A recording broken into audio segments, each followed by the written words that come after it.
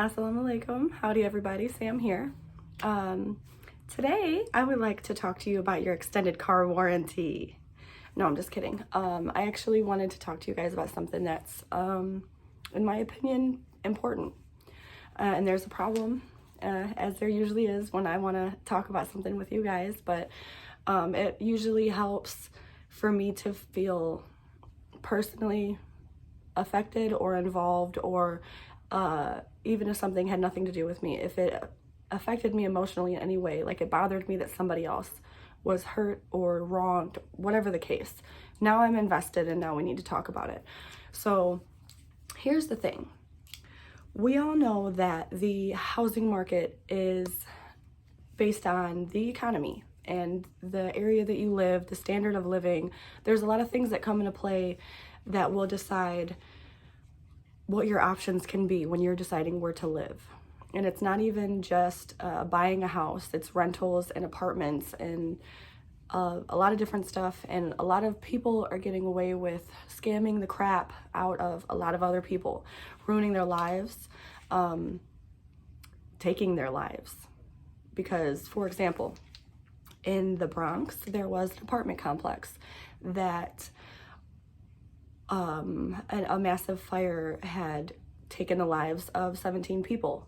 And it was discovered that the fire had been started from numerous outdated space heaters in an apartment of one of their tenants. Now here's the thing. Because I have experienced and witnessed and encountered slumlords like it's nobody's business, okay? I have been got too many times to count at this point. I'm immediately blaming the apartments, because why did he feel the need to have any space heater at all? Your heat should be functioning well enough that no space heater is required. And you are also supposed to be responsible for the building itself. So safety precautions that need to be taken place, you should have information readily available to your tenants regarding things like that. It's kind of your responsibility to be the responsible one. You're the owner, you're the renter, outer, you run the show, you're the boss there. They pay you to stay and that's it. You make sure that it gets handled properly. You make sure they have all the required information to have it handled properly. Now, another thing that I noticed was there were other tenants of the building claiming that they had heat. You know, it was warm in their apartment sometimes, that it would be so warm that they would need to crack a window. So they don't really know why he felt the need to have the space heaters.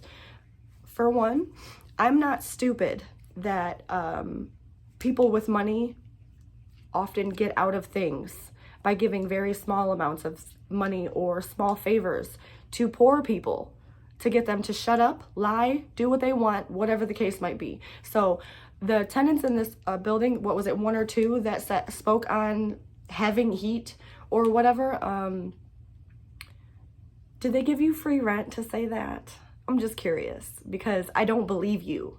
And even if you do, you know, you had heat or whatever, take into account this stacked up apartment complex.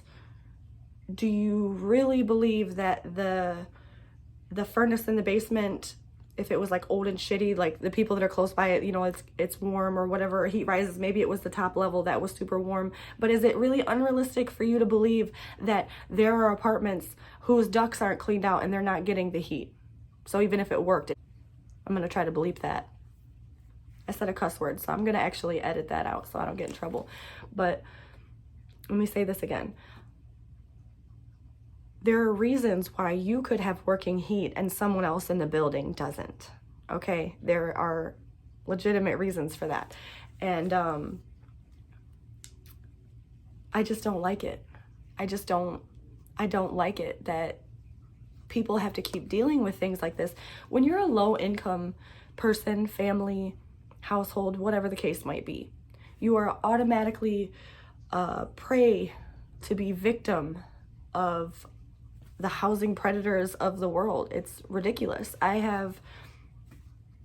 don't know if you can hear it, but there is a leak in my bathroom tub faucet that has been it's like a steady stream. It's like a lot. So one shower and you run out of hot water at this point.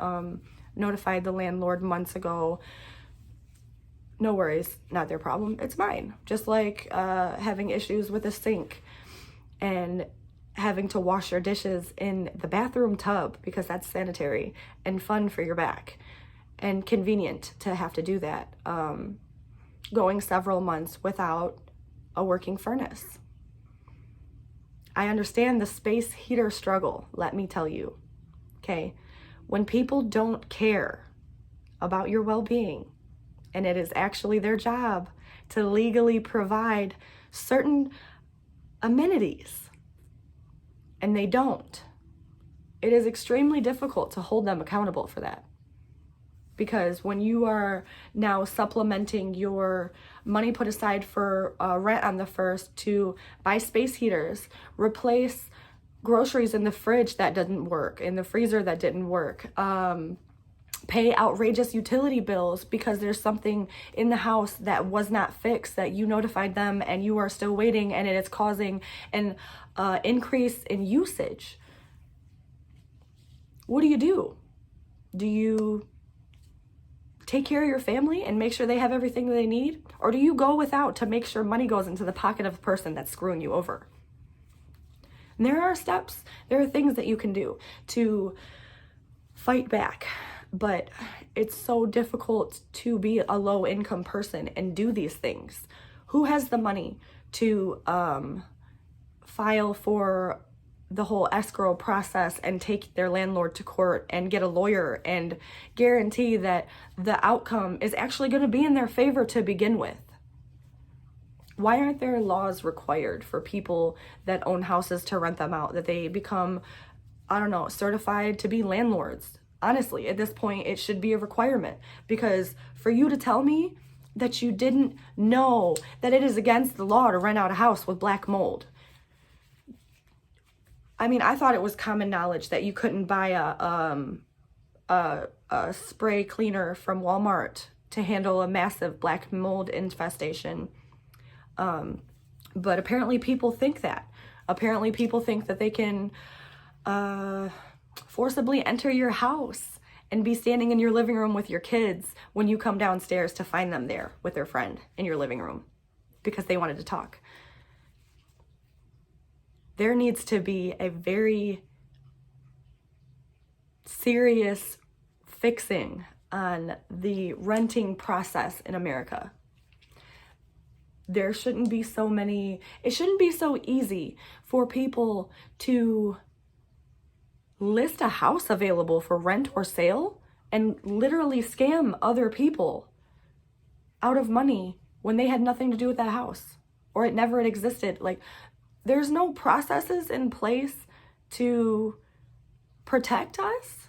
There's nothing that can be done. You just have to take the L and learn your lesson that everybody's not a good person. I'm sorry, but I don't want to look in the eyes of somebody and say that I'm putting my family's health and safety in your hands by moving into your home, and then they say, well, your family. Or like rush you to pay on time when they won't fix anything, and you're having to do other things to make up for what they're not doing. So now you get rent a week late because I had to do this instead of you doing it. And now you get charged a late fee for your rent, or you can even possibly be evicted if your lease agreements say something like that. If you even have a lease. I've been strung along for 6 months being promised a lease that I have for you. I just have to type it up. What? Okay. I'm not retarded, so that didn't make sense, but continue your words coming out of your mouth with more things that are stupid. Do you see my issue here? In this one house that I have put so much time, energy, money into making a better home for not just me and my family, but the person who owned it because they were supposed to be friends. All of this work was pointless. Because at the end of the day, the things that I am not supposed to fix or touch, the electrical problems, the health issues, the lead and asbestos that nobody's supposed to touch. I'm not licensed. I'm not certified to do any of that. And it's unsafe. And there are so many legalities behind things like this.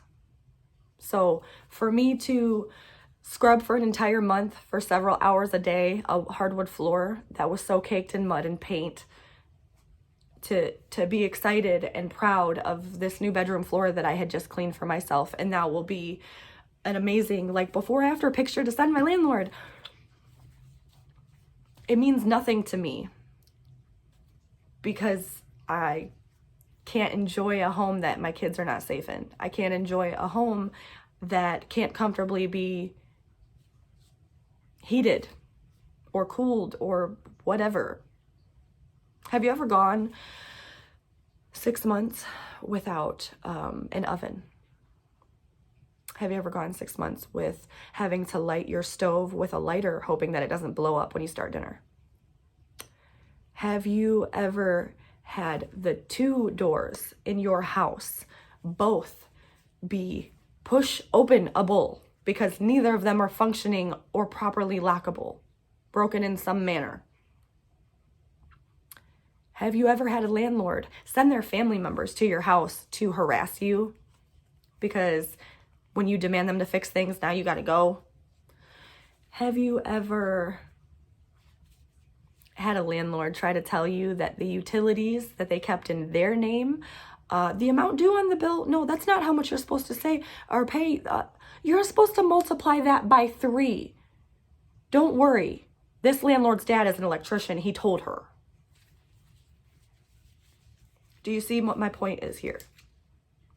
The scamming, the getting over. There's a lot of things, you know, you could get scammed on some designer boots or a purse and it ends up being a knockoff. You can, I don't even care if you do it to rich people for real, because they can afford it and they can afford the lawyers to protect them from it and all that other stuff. When you come for the low income families, the people that are struggling to get by, when you're adding these burdens onto them to get over that little bit, was it worth it? Was it worth it? When you could have just got a job and paid your own bills instead of renting out a freaking trap house as an income. If it's not livable for you and your family, it's not livable for anybody else. And you know what? Even if you're trash and it's fine for you to live there, it still doesn't make it livable for other people. They shouldn't have to endure that so you can have an extra income. That's not what they signed up for. That's not what they agreed to. And you should be held accountable for doing that to people. And sorry for that interruption. I had run out of space on my phone while I was recording and had to delete some nudes real quick so I could make room for more ranting. I'm kidding. Anyways, I don't want to keep going. I don't want to give you a million examples on how it's wrong to try to get over on people that the sole purpose of the service you're providing is to help take care of them and provide a safe and livable shelter for their family. It's supposed to be clean and healthy and free of hazards, and there's so much going on. There's so many people dealing with stuff like this. And then on top of that, you have licensed realtors, you have people that are certified in a profession of housing that are required to learn the laws that are